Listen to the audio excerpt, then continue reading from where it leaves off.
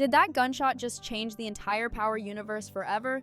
Because the Raising Kanan Season 5 Episode 1 trailer is not just teasing chaos, it is quietly screaming that everything we thought we knew was a lie. One bullet, one decision, one moment that could completely rewrite Kanan Stark's future. And if you thought Season 4 ended calmly, think again, because Season 5 is walking in like it has something to prove and people to bury. Let's start right where STARZ wants us to feel uncomfortable. That gunshot. No dramatic confirmation, no clear answer, just silence and shock. And that is exactly the point, because this trailer is playing mind games with us. Did Kanan really shoot Rock, or did he do something even worse? Hesitate? That pause tells us more than 1,000 words ever could. This isn't just about whether Rock lives or dies. This is about the moment Kanan officially stops being a son and starts becoming a monster. And the scariest part, he doesn't even look surprised by it anymore. He looks ready. Rack, on the other hand, looks exactly how she always does. Calm, controlled, almost offended that her own son would point a gun at her. And that should terrify you, because Rack doesn't panic when she's losing. She only gets quiet when she's already planning her next move. The trailer doesn't show her begging, it doesn't show her running, it shows her standing tall, like a woman who knows she already won, or knows she won't need to survive to win. And that raises a brutal question. Is Rack actually afraid of Kanan, or is she proud of what she created? What makes this episode 1 opener feel different is the emotional coldness. Kanan isn't angry anymore. He's not confused, he's not yelling, he's detached. And that is far more dangerous. This is the Kanan we met years later in Power. The one who burns bridges without blinking. And episode 1 looks like the moment where every family tie officially snaps. No apologies, no second chances, just distance, betrayal, and blood waiting to spill. And let's not ignore the silence around Jukebox. The trailer barely needs to show her because we already know what's coming. She chose Rack. She chose the system. She chose survival. And Kanan noticed that one line from last season still hangs in the air like a death sentence. If you're not with me, you're against me. That wasn't emotion, that was a warning. Episode 1 feels like the fallout from that sentence. And once Kanan draws a line, he never erases it. Meanwhile, the streets don't feel empty, they feel like they're waiting for a new king, waiting for chaos to settle so someone can rise through it. Episode 1 isn't loud on purpose, it's slow, heavy, calculated, like the calm before multiple storms crashing at once. Because when family collapses, the streets always step in to fill the space. And here's the uncomfortable truth the trailer is hinting at. This season is not about who survives, it's about who Kanan becomes after everyone he loves is gone. Episode 1 isn't a beginning, it's a funeral for his past. The boy who wanted answers is gone. The son who needed approval is gone. What's left is something colder. Something closer to the legend we already fear. So ask yourself this. If Kanan didn't pull the trigger to kill Rack, was that mercy or was it the setup for something far more ruthless? Because if this is only episode 1, what kind of hell is season 5 really about to unleash? The real danger of Raising Kanan Season 5 Episode 1 is not the gunshot itself, but everything that starts moving quietly after it. Because once Kanan walks away from that moment, there is no undo button.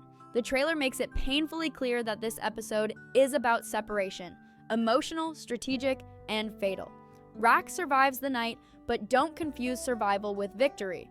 She loses something far more important than power here. She loses control over Kanan. And for a woman who built her entire empire around control, that loss is worse than death. You can see it in her eyes. Not fear, not sadness, realization. The realization that her son no longer belongs to her world. He's building his own and she's not invited. Episode 1 feels like the aftermath of an earthquake. Nobody is screaming yet, but everything is cracked. Rack is forced to move differently now. Every step she takes feels defensive, not dominant. She's no longer 10 moves ahead. She's reacting, and that shift alone changes the entire chessboard. Marvin and Lou don't feel like soldiers anymore, they feel like liabilities. And Rack knows it. The trailer subtly hints that her inner circle is shrinking, not expanding. Trust is evaporating. Loyalty feels forced, and when loyalty has to be forced, betrayal is already in the room. Meanwhile, Kanan's silence speaks louder than any threat ever could. He doesn't go back to the family. He doesn't try to explain himself. He doesn't look conflicted. He looks focused, like someone who finally accepted that the people who raised him are the same people who ruined him. Episode 1 frames Kanan less like a grieving son and more like a man cutting emotional weight before a long war. This is the Kanan who stops asking questions and starts collecting leverage, and the trailer wants you to notice that shift very carefully. And then there's Breeze, not loud, not flashy, but suddenly everywhere without being seen. Episode 1 doesn't rush his presence, it lets it linger. Breeze feels like the calm voice in Kanan's ear when everyone else is shouting. He doesn't talk about family, he talks about opportunity. And that's exactly what Kanan needs right now. Someone who doesn't judge him, someone who doesn't remind him who he used to be. Someone who only cares about where he's going. That connection feels dangerous because it feels easy. No arguments, no history, just ambition feeding ambition. What makes this episode unsettling is how quickly Kanan adapts. There's no mourning period, no emotional breakdown. That tells us one thing very clearly. He's been preparing for this moment longer than anyone realized. Rak didn't lose Kanan overnight. She lost him piece by piece over seasons. Episode 1 is just the moment she finally notices, and by the time she does, it's too late to pull him back. Jukebox's position becomes painfully awkward in this episode too. She's caught between blood and belief, and the trailer hints that she chose wrong, at least from Kanan's perspective. Their distance feels colder than hatred. It feels final. And when Kanan cuts someone off emotionally, history tells us it never ends peacefully. Not with apologies, not with closure, it ends with consequences. What really raises tension is how episode 1 frames Queens itself. The streets don't feel protected anymore, they feel exposed, like everyone senses a power shift coming, but no one knows who will survive it. Rumors move faster than bullets, names are being whispered, and every whisper sounds like a warning because when a family empire fractures, the vultures don't wait. They circle immediately, and that's the real question this episode plants in your mind without answering it. If Kanan is done with his family and Rak is losing her grip, who exactly is about to pay the price first? Because someone always does. And episode 1 makes it feel like that bill is coming due sooner than anyone expects. Episode 1 of Raising Kanan Season 5 doesn't rush into violence, it lets Paranoia do the dirty work first. And that is far more unsettling because now, everyone is watching everyone. Every conversation feels loaded. Every silence feels intentional. The trailer makes it clear that this episode is about suspicion spreading like a disease, and once it starts, no one is immune. Rak knows the streets are changing, but what scares her most is that the change didn't start outside. It started inside her own house. And when the threat comes from blood, there is no safe place left. Rak's biggest problem in this episode isn't law enforcement or rivals. It's time. Time is no longer on her side. The empire she built was designed around Kanan eventually stepping into it under her rules, but episode 1 confirms that plan is dead. Kanan isn't following, he's rewriting, and Rak isn't adjusting fast enough. You can feel her scrambling to secure alliances that no longer feel solid. Marvin's loyalty looks loud but reckless. Lou's silence looks thoughtful but distant. And that imbalance is dangerous, because when brothers stop moving as one, enemies don't need to attack, they just wait. At the same time, Kanan is moving like someone who finally understands leverage. He's not flexing, he's not announcing himself, he's listening, watching, learning who benefits from Rak's fall and who's terrified of it. Episode 1 paints him as a quiet threat, not a loud one, and that's how legends are born in this universe. Not through noise, but through patience. This is the Kanan who survives prison, betrayal, and time itself, and you can feel him hardening with every decision he doesn't talk about. Breeze's influence becomes more obvious the deeper the episode goes. He doesn't push Kanan toward revenge, he nudges him toward clarity. That's what makes him dangerous. He frames betrayal as strategy, pain as motivation, family as weakness, and the scary part, Kanan doesn't argue. That silence is agreement. Episode 1 shows us the start of a partnership that doesn't rely on trust but on shared hunger. And hunger is far more reliable. They don't dream about ruling queens, they talk like it's inevitable. Meanwhile, Jukebox's internal conflict simmers just below the surface. She knows Kanan is slipping away and she knows she helped push him there, but she also believes she did the right thing. Episode 1 doesn't make her the villain, it makes her the casualty. Because in this world, choosing order over blood never ends cleanly. Her path and Kanan's are no longer parallel. They're colliding, and when they do, history already told us how ruthless she can become. That transformation doesn't start later. It starts here. The streets of Queens feel restless in this episode. Old names don't carry the same weight anymore. New players are testing boundaries. Everyone senses Rack's vulnerability, even if they don't say it out loud.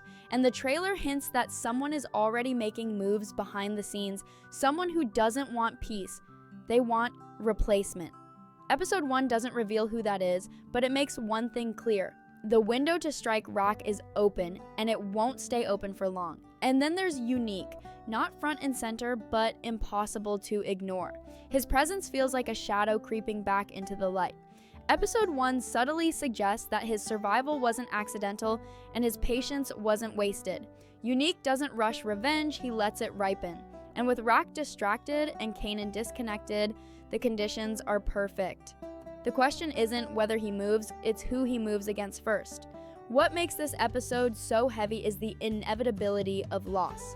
Someone is about to miscalculate, someone is about to trust the wrong person, someone is about to die because they assumed family still meant protection. Episode 1 doesn't give us blood, it gives us warning signs. And in the Power universe, warnings are never ignored without consequences. So now the real question becomes impossible to ignore. If Kanan is building something new and Rack is desperately holding on to something old, which one of them is about to realize that this war can't be won without destroying everything in between? Episode 1 doesn't end with closure, it ends with alignment, and that's what makes it terrifying. Because by the time the episode reaches its final moments, you can feel the universe quietly snapping into a new shape. Lines are drawn not with words, but with absence. Who doesn't show up matters more than who does. Who stays silent tells you everything you need to know. And the biggest shock of all is how comfortable Kanan looks standing alone. No family, no safety net, just purpose. That's not rebellion anymore, that's evolution. Rack, meanwhile, realizes too late that the streets don't respect legacy, they respect momentum, and hers is slowing. Episode 1 frames her not as weak but as outdated. She's still playing chess while everyone else is flipping the board. The people she once controlled now question her moves.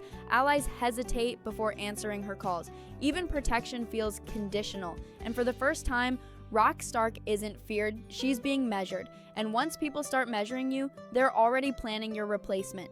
Kanan's world, on the other hand, is taking shape in the shadows. He's not rushing power, he's positioning himself so power comes looking for him. Breeze isn't just guiding him, he's sharpening him.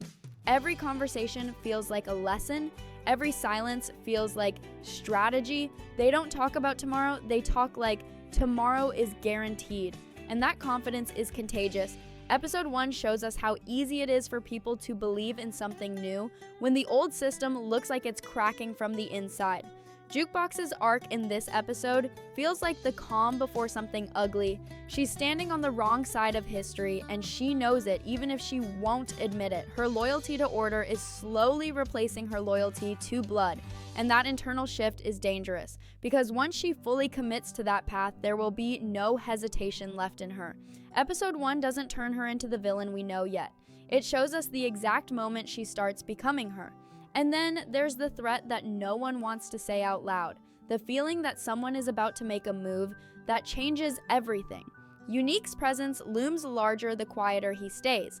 The trailer doesn't need to show his hand because the tension is already screaming. He has history with Rack, he has motive, and now he has opportunity. Episode 1 makes it painfully clear that revenge doesn't need noise, it needs money. It needs timing, and his timing has never been better.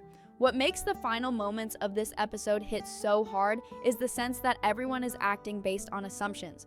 Rack assumes blood will save her. Kanan assumes distance will protect him. Breeze assumes ambition will keep everyone loyal.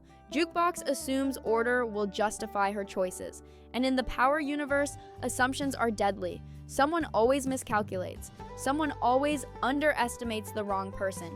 And when that happens, bodies follow. The episode doesn't give us explosions or final answers. It gives us inevitability. You can feel the story locking into place. You can feel the dominoes standing upright, waiting for that one push. Season 5 doesn't feel like a goodbye. It feels like a warning that this story isn't ending peacefully, a warning that the past is about to be erased by force, and a warning that the legend of Kanan Stark is no longer being explained. It's being unleashed. So here's the question the episode leaves you with, and it's impossible to shake. If this is only the first move in the final season, who is going to be the first name we lose when the real war finally begins?